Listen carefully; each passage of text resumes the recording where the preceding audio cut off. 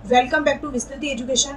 आज हम करने वाले हैं शिक्षण विधियों के वे प्रश्न जो पिछली परीक्षाओं में आए हुए हैं। आज हम सोल्व करने वाले हैं सेकंड ग्रेड जो संस्कृत शिक्षा के अंदर गणित का जो पेपर हुआ था 8/2/2019 को, उसमें आए हुए शिक्षण विधियों के सारे प्रश्न आज हम करने वाले हैं। पूरे विस्तार से बने रहिए वीडियो के एंड तक। हमारा सबसे पहला प्रश्न देखते हैं हम।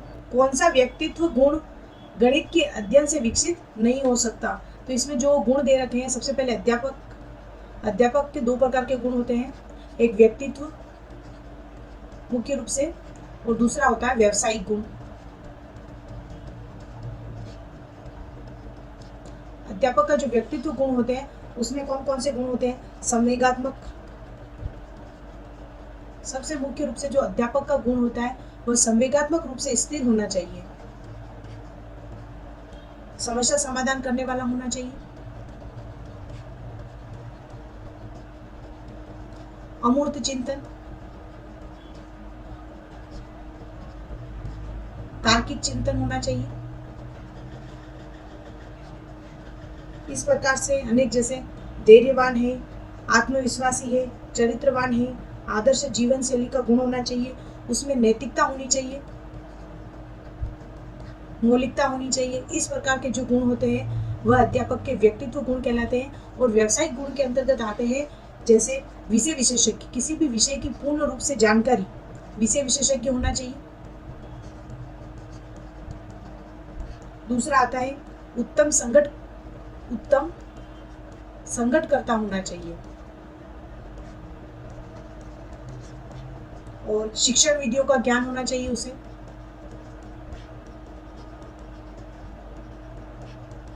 अब इस प्रश्न में देखते हैं हम, कौन सा व्यक्तित्व गुण के गणित के विकसित नहीं हो सकता? तो इसमें कौन सा ऐसा गुण है जो अध्यापक के व्यक्तित्व से संबंधित नहीं होता है? समस्या समाधान होता है, रटने में विश्वास, अमूर्त चिंतन भी होना चाहिए अध्यापक में, और तार्किक चिंतन भी होना चाहिए। इसके साथ साथ संवेगात्मक स्थिर होना चाहिए, समस्या का समाधान करने वाला होना चाहिए, अमूर्त चिंतन होना चाहिए, तार्किक चिंतन, नैतिकता, मौलिकता, ये सारे गुण जो व्यक्तित्व को प्रभावित करते हैं वो सारे गुण अध्यापक में होने चाहिए। लेकिन रटने में विश्वास, गणित एक ऐसा विषय जो समझने पर बल देता है।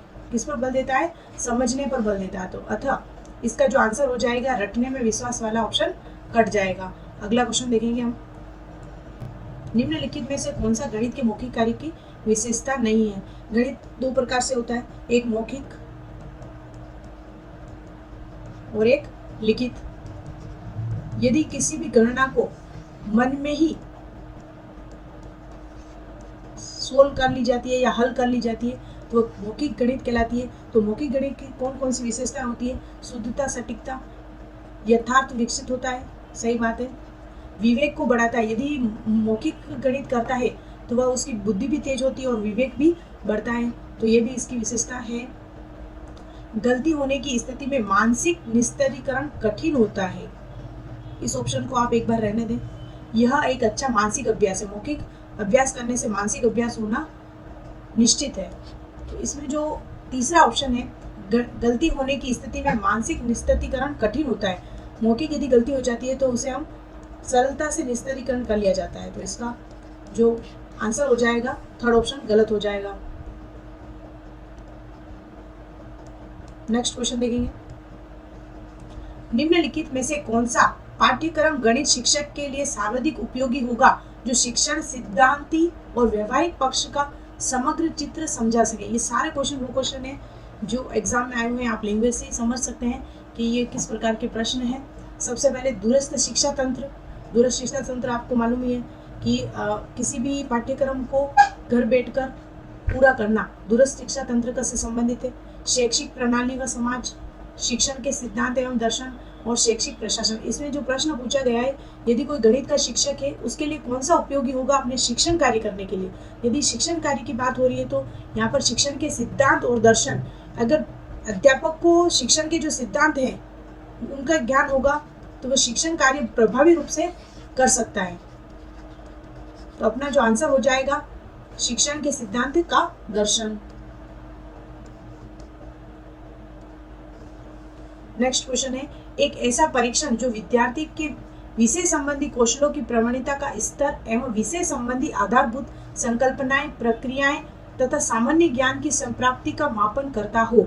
ये मूल्यांकन से संबंधित प्रश्न है। देखो इसमें ऑप्शन क्या क्या है। भविष्य सूचक परीक्षण, ऐसा परीक्षण होता है इसमें भविष्य की कल्पना की जाती है कि किस प्रकार बालक क्या भविष्य में करेगा, तो भविष्य की जो कल्पना की जाती है वो इस प्रकार का परीक्षण होता है। जो और संप्राप्ति परीक्षण, इसमें कौशलों से संबंधित प्रवणता का स्तर जाना जाता है। एक ऐसा परीक्षण जो विद्यार्थी के विषय संबंधित कौशल की प्रवीणता का स्तर व विषय संबंधी आधारभूत संकल्पनाएं, प्रक्रियाएं एवं सामान्य ज्ञान की संप्राप्ति का मापन करता हो। तो इसमें जो चार ऑप्शन है उसको देखते हैं। सबसे पहले भविष्य सूचक परीक्षण, इसमें क्या होगा, भविष्य में जो उसकी कल्पना है की जा सकती है कि बच्चा क्या बनेगा, क्या तो भविष्य में क्रियाएं कर सकता है। फिर है संप्राप्ति परीक्षण, इसमें क्या होगा, किसी विषय से संबंधित कौशल, विषय संबंधी कौशल व उसकी आधारभूत संकल्पना की मापन करेगा, प्लस सामान्य ज्ञान का मापन करेगा। और निदानात्मक परीक्षण क्या होता है कि किसी की कमियों के कारणों को जानना, कमियों के कारण को जानना, ये हो जाएगा निदान। और कमियों को जानने के बाद क्या होगा, तो उसके बाद होगा उपचारात्मक शिक्षण।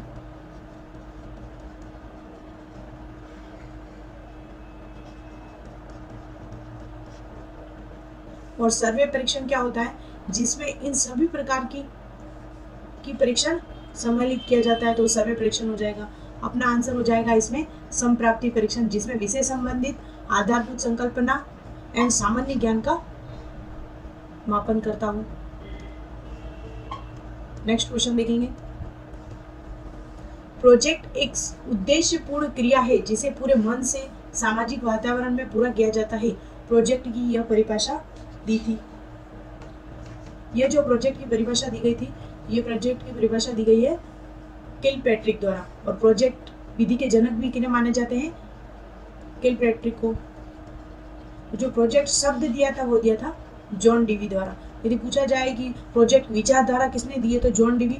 और इस विधि का प्रतिपादक कौन है, तो किलपैट्रिक। जनक पूछा जाए तो इसमें अपना आंसर 2 क्वेश्चन आंसर सही हो गया। नेक्स्ट देखते हैं। निम्नलिखित में से कौन सा गणित क्लब का उद्देश्य नहीं है। हमें इस प्रकार के प्रश्न को चारों पॉइंट वाइज पढ़ते हैं। सबसे पहले, यह विद्यार्थियों के गणित की अभिव्यक्ति का आरंभ व विकास करता है। जो भी गणित की क्लब है, गोष्ठियां है, जिनका आयोजन किया जाता है गणित के अभिरुचि या उसमें प्रभावशीलता के लिए, तो ये अपना आंसर नहीं होगा।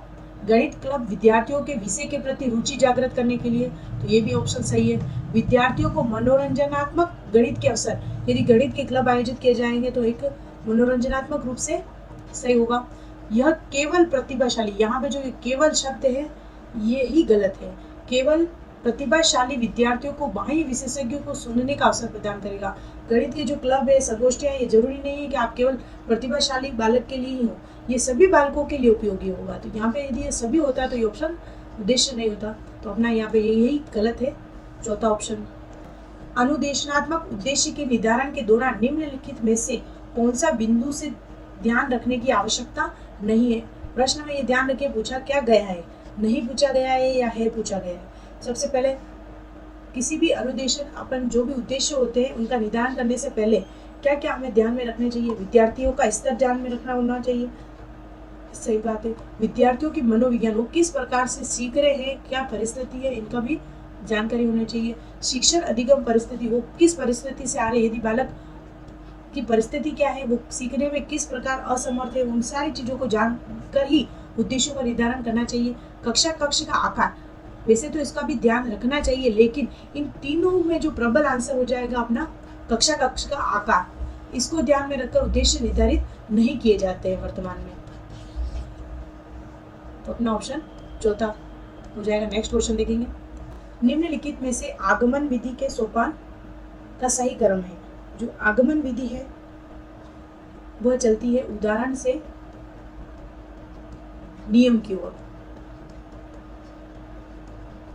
उदाहरण से नियम की ओर। तो जो आगमन विधि का जो सोपान का सही क्रम है, सबसे पहले उसमें उपस्थित बच्चों के सामने किए जाते हैं विशिष्ट उदाहरण प्रस्तुत किए जाते हैं। क्या प्रस्तुत किए जाते हैं? विशिष्ट उदाहरण।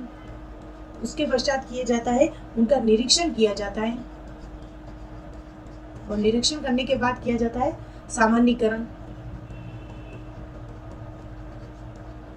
और सामान्यीकरण के पश्चात किया जाता है उनका परीक्षण। इसमें जो ऑप्शन है, सबसे पहले विशिष्ट उदाहरण, निरीक्षण, सामान्यीकरण और परीक्षण। आगमन विधि के सोपान कितने हैं? तो 4 सोपान है। तो इसमें जो अपना ऑप्शन हो जाएगा उदाहरण, निरीक्षण, सामान्यीकरण और परीक्षण। चौथा आंसर अपना आगमन विधि का सही हो जाएगा। निम्नलिखित में से कौन सा सिद्धांत प्रयोगशाला विधि से संबंध नहीं है? तो प्रयोगशाला विधि वास्तव में होती क्या है? प्रयोगशाला विधि है जो आगमन विधि का ही क्या है? विस्तृत रूप है। आगमन विधि का विस्तृत रूप है। इस विधि में, प्रयोगशाला विधि में क्या होता है? बालक स्वयं करके सीखता है। 3 सिद्धांत पर यह कार्य करती है। करके सीखता है, निरीक्षण के माध्यम से सीखता है, निरीक्षण करता है। यदि अध्यापक प्रयोग कर रहा है तो छात्र उससे निरीक्षण करता है और उससे सीखता है। तीसरा, मूर्त से अमूर्त, मूर्त से अमूर्त या ज्ञात से अज्ञात की ओर।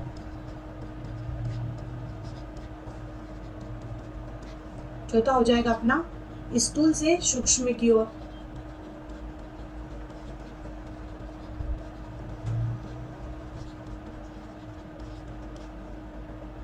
देखें, सबसे वापस देखते हैं। प्रयोगशाला विधि का जो संबंध है वह आगमन विधि की तरह ही चलता है। प्रयोगशाला विधि होती क्या है? इसमें अध्यापक प्रयोग करता है और छात्र उस प्रयोग को देखता है, फिर वह उस प्रयोग को पुनः स्वयं रिपीट करता है और इस प्रकार वह सीखता है। तो सबसे पहले इसमें बालक स्वयं करके सीखता है, इसलिए सीखने का सिद्धांत कार्य करता है। निरीक्षण से सीखता है, जिस प्रकार सबसे पहले अध्यापक प्रयोग कर रहा है उसको देखता है, निरीक्षण करता है। मूर्त से अमूर्त, उसके सामने पहले जो वस्तु है मूर्त, उससे फिर अमूर्त के निश्चय की ओर बढ़ता है, और जो जानकारी वो रखता है उस जानकारी के जानने पर वह अज्ञात जो चीजें नहीं जानता उनको जानने का प्रयास करता है। प्रारंभ में जो उसके सामने समस्याएं होती है वो स्थूल होती है, लेकिन उनका निराकरण होकर वह सूक्ष्म हो जाती है। तो सूक्ष्म से स्थूल से सूक्ष्म की ओर सिद्धांत कार्य करता है। तो इसमें कौन सा नहीं है? देखते हैं अपन। सूक्ष्म, स्थूल से सूक्ष्म की ओर, ये प्रयोगशाला विधि से संबंध रखता है। ज्ञान, यहाँ पे ज्ञात है, ज्ञात से अज्ञात की ओर ये भी करता है। करो और सीखो, यानी करके सीखना। क्या है ये? करके सीखना, ये भी सिद्धांत है। और इसमें क्या हो जाएगा ऑप्शन? अनिश्चित से निश्चित की ओर, ये प्रयोगशाला विधि से संबंध नहीं रखता है। नेक्स्ट देखेंगे क्वेश्चन। एक ऐसी अध्ययन विधि जिसमें विद्यार्थी किसी अध्यापक की देखरेख में व्यक्तिगत रूप से समूह में कार्य कर अध्ययन करता है, वह दौरान नियमित रूप से अध्यापक के निर्देशक प्राप्त करता है, उन्हें अपनी प्रगति से अवगत करते हैं। तो ये किस प्रकार की विधि में ये किया जाता है? तो सबसे पहले ये किया जाता है पर्यवेक्षित अध्ययन विधि। इसमें क्या क्या होता है? सबसे पहले अध्यापक की देखरेख में कार्य करता है बालक, अध्यापक की देखरेख में कार्य करता है। दूसरा होता है इसमें स्वाध्याय भी होता है, बालक स्वयं अकेला भी कर सकता है या फिर किसी समूह में भी रहकर वह अध्ययन कर सकता है। तीसरा इसमें होता है, इसमें वह अध्यापक मार्गदर्शक की भूमिका अदा करता है, अध्यापक निगरानी करता है या फिर मार्गदर्शक की भूमिका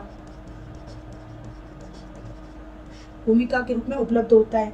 और वास्तव में एक अध्यापक पर्यवेक्षक के रूप में कार्य करता है, इसलिए इसे पर्यवेक्षित अध्ययन विधि कहते हैं। तो इसमें जो आंसर हो जाएगा अपना 1, नियमित रूप से अध्यापक निर्देशक प्राप्त करता है, व्यक्तिगत व समूह में रहकर कार्य करता है और विद्यार्थी अध्यापक की देखरेख में कार्य करता है। तो अपना आंसर हो जाएगा ये ऑप्शन नंबर 1। नेक्स्ट क्वेश्चन देखेंगे। एक ऐसा पाठ योजना उपागम जो गणित शिक्षण संबंधी कौशलों के विकास एवं व्यवहार के परिमार्जन हेतु 5 से 10 मिनट की अवधि का 5 से 7 छात्र अध्यापकों के समक्ष प्रस्तुत किया जाता है। तो हम इसमें हो जाएगा अपना सूक्ष्म शिक्षण उपागम। इसमें क्या होता है?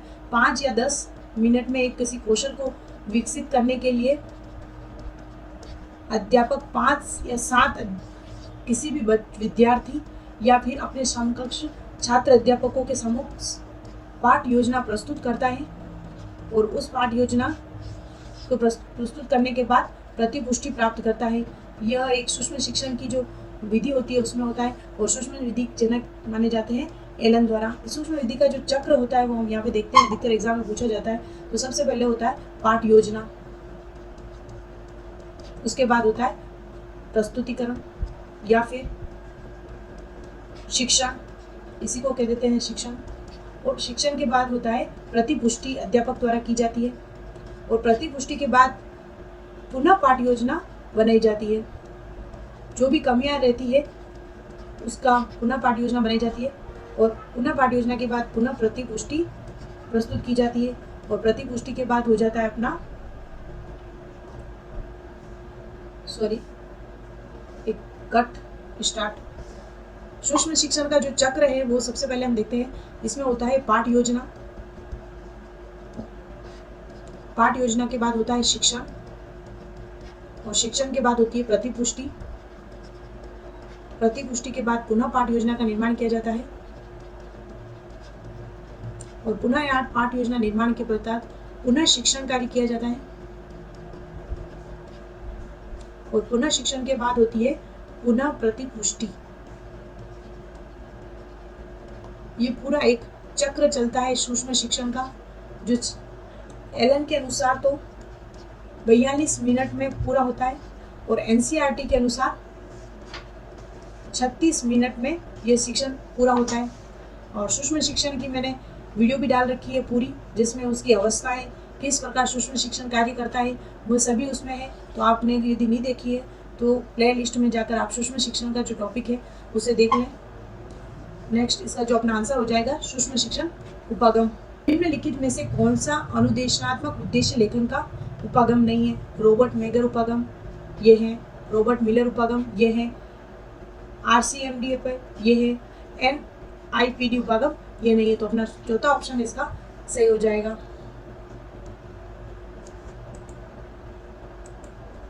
नेक्स्ट देखते हैं, निम्नलिखित में से कौन सा गणित के खुले प्रश्न का उदाहरण है? 10 के गुणनखंड क्या होंगे? 10 के गुणनखंड भी फिक्स है, इसलिए ये खुले प्रश्न का उदाहरण नहीं होगा। एक आयत की भुजाएं क्रमशः 20 सेंटीमीटर व 10 सेंटीमीटर है, तो परिमाप क्या होगा? इसका भी जो आंसर है वो निश्चित है, तो ये भी खुला प्रश्न नहीं हुआ। 6 संख्याओं का ऐसा समुच्चय बताओ जिनकी माध्यिका 4 हो, तो ये जो खुला प्रश्न होगा। और चौथा ऑप्शन भी देख लेते हैं अपन, त्रिभुज के अंतःकोणों का जोड़ दिया गया है तो परिमाण क्या होगा? यदि त्रिभुज के अंतःकोणों का योग दे दिया गया है तो परिणाम भी एक निश्चित होगा। लेकिन यहाँ पे समुच्चय पूछा गया, किन्हीं भी 6 संख्या यानी कि छात्र कोई भी संख्या का लेकर उसका माध्यिका 4 होनी चाहिए, ये कंडीशन दे रखी है। तो ये बालक के सामने एक खुला प्रश्न है, तो इसका ऑप्शन हो जाएगा अपना 3। नेक्स्ट क्वेश्चन देखेंगे, निम्नलिखित में से कौन सा गणित के प्रतिभाशाली विद्यार्थियों की विशेषता को नहीं दर्शाता? ये जो क्वेश्चन है इसका जो चारों ऑप्शन है इसमें इसका आरपीएससी द्वारा आंसर बोनस रूप में दिया गया था, तो इस क्वेश्चन को अपन स्किप कर देते हैं। इसका जो आंसर है वो बोनस दिया गया था, तो इस क्वेश्चन को अपन छोड़ने में ही अपना फायदा है। नेक्स्ट देखते हैं, नीचे दिए गए विकल्पों में से कौन सा विकल्प गणित की सृजनात्मकता को दर्शाने वाले विद्यार्थी की एक विशेषता नहीं है? एग्जाम में ये चीज बहुत ही ध्यान रखें, क्या पूछा गया है। जो सृजनात्मक बालक होता है वो हमेशा किसी भी समस्या का नया समाधान, नया अनुभव प्रस्तुत करता है। तो अपन 4 ऑप्शन देखते हैं, नए ज्ञान का निर्माण में समझ, अनुभव, कल्पना शक्ति, तर्क का समावेश करना, ये एक सृजनात्मक बालक की विशेषता है। अप्रचलित समस्याओं के नए समाधान, सृजनात्मक बालक आया नहीं आया, आप मान के चलो नई कोई नई विचारधारा या नया समाधान लेकर आएगा। तो नए समाधान निर्मित करने का वर्तमान गणित का ज्ञान उपयोग करना, यह भी है गणित सृजनात्मक। सवालों को उठाना, युक्ति युक्त तर्कों का विकसित करना, अनेक तर्क वितर्क करेगा सृजनात्मक बालक, तो ये भी हो जाएगा। गणितीय समस्याओं का सामान्य तरीके, सृजनात्मक बालक होगा वह सामान्य की बात करेगा ही नहीं, सामान्य तरीके से हल नहीं करेगा, तो इसमें आंसर हो जाएगा अपना चौथा। नेक्स्ट देखते हैं, एक परीक्षण जिसके एक परीक्षण जिस गुण के मापन के लिए वह बना है वह उसी गुण का माप करता है, तो परीक्षण उस कसौटी में क्या कहलाएगा? मूल्यांकन से संबंधित प्रश्न है, जिसमें इसमें चारों ऑप्शन अपन देखते हैं। सबसे पहले वैधता क्या है, विश्वसनीयता क्या है, वस्तुनिष्ठता क्या है और विभेदकारिता क्या है। तो वैधता क्या होगी? यदि परीक्षण का निर्माण जिस गुण का मापन करने के लिए बना है वह उसी गुण का मापन करेगा, जिस गुण का मापन करने के लिए बना है वह उसी गुण का यदि मापन करता है तो वो क्या कहलाता है? वैधता। और विश्वसनीयता क्या कहलाता है? यदि किसी व्यक्ति की समान परिस्थितियों में अनेक बार क्या होगी? परिस्थितियां समान परिस्थितियां होगी और अनेक बार परीक्षण किया जाए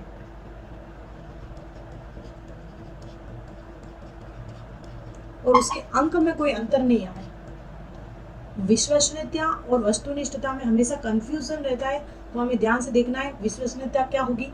यदि परिस्थितियां समान है और अनेक बार यदि उस बालक का परीक्षण किया जाता है फिर भी उसके अंक में कोई परिवर्तन नहीं आता है, तो वह कहलाती है विश्वसनीयता, कि जो परीक्षण किया गया है वह विश्वसनीय है। और वस्तुनिष्ठता क्या होगी? वस्तुनिष्ठता को समझो। वस्तुनिष्ठता में क्या होगा? किसी की व्यक्ति की इच्छा का परीक्षण पर कोई प्रभाव नहीं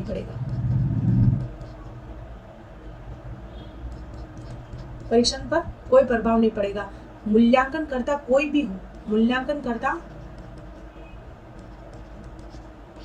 कोई भी हो, उसके परीक्षण पर, उसके परिणाम पर कोई भी प्रभाव नजर नहीं आएगा। तो विश्वसनीयता क्या हो गई अपनी? यदि समान परिस्थितियां हैं और यदि अनेक बार परीक्षण किया जाता है और उसके अंकों में यदि अंतर नहीं आता है तो वह परीक्षण कहलाता है विश्वसनीय। और वस्तुनिष्ठता क्या होगी? व्यक्ति की इच्छा, पूर्वाग्रह, किसी भी प्रकार का प्रभाव उसके मूल्यांकन पर नहीं पड़ता है। परीक्षण की जो जांच है वह किसी भी मूल्यांकनकर्ता द्वारा करा ली जाए पर उसके परिणाम में कोई भी अंतर नहीं आता है, तो वो कहलाती है वस्तुनिष्ठता। और विभेदकारिता, मूल्यांकन जो किया जा रहा है उसमें जो मूल्यांकन है औसत, प्रतिभाशाली, मंदबुद्धि, सभी प्रकार के बालकों का विभेद करने में यदि परीक्षण सफल है तो वह कहलाता है विभेदकारिता। तो इस प्रकार हम इसमें पूछा गया है जिस गुण के मापन के लिए वह बना है वह उसी गुण का माप करता है, तो वो क्या कहलाती है? वैधता। तो अपना ऑप्शन नंबर 1 आंसर हो जाएगा। नेक्स्ट क्वेश्चन देखेंगे। आज का ये अंतिम प्रश्न होने वाला है। मैथेटिक्स अभिक्रमित अनुदेशन प्रणाली के प्रवर्तक कौन माने जाते हैं? तो मैथेटिक्स अभिक्रमित अनुदेशन प्रणाली के माने जाते हैं अपने गिलबर्ट। कौन माने जाते हैं? गिलबर्ट। और लॉरेंस स्टोरोनर माने जाते हैं कंप्यूटर अभिक्रमित अनुदेशन के। नॉर्मन क्राउडर शाखीय अभिक्रमित अनुदेशन के। और एक और होता है रेखीय अभिक्रमित अनुदेशन, जो होता है स्किनर द्वारा। जो अभिक्रमित अनुदेशन विधि है उसका भी हम एक पूरा वीडियो लेके आने वाले हैं, जिसमें किस प्रकार इसके चरण हैं, कौन कौन से प्रकार हैं, प्रवर्तक है, किस प्रकार ये कार्य करता है, इन सब के बारे में हम पूरा डिटेल से पढ़ेंगे। आज की वीडियो में बस इतना ही। ये जो सारे क्वेश्चन हैं वो जो ओल्ड एग्जाम में आए हुए हैं वही क्वेश्चन है जिनकी प्रैक्टिस करें, किस प्रकार के प्रश्न आ रहे हैं, पूछे जा रहे हैं, हम उस बारे में जान सकें। उनका मुख्य उद्देश्य यही है। यदि आप आज की वीडियो में बस इतना ही। Thank you for watching. यदि आप विस्तृति ऐप से जुड़ना चाहते हैं तो आप वहाँ पर प्राप्त कर सकते हैं। फ्री में PDF है, लाइव टेस्ट है, जो भी शिक्षण विद्या है, रीट है, सबसे संबंधित जो लाइव टेस्ट करते हैं वो बिल्कुल फ्री आपके लिए। और हैंड रिटन नोट्स पूरे अवेलेबल है। शिक्षण विधियों से भी संबंधित सारे प्रश्न अवेलेबल है। आप डाउनलोड कीजिए विस्तृति एजुकेशन ऐप, जिसमें फ्री वाला और 2 ऐप है, जिससे प्लस वाला है जो पेड है। तो आप फ्री वाला भी यूज़ कर सकते हैं और पेड वाला भी यूज़ कर सकते हैं। नेक्स्ट वीडियो में मिलते हैं। Thank you so much.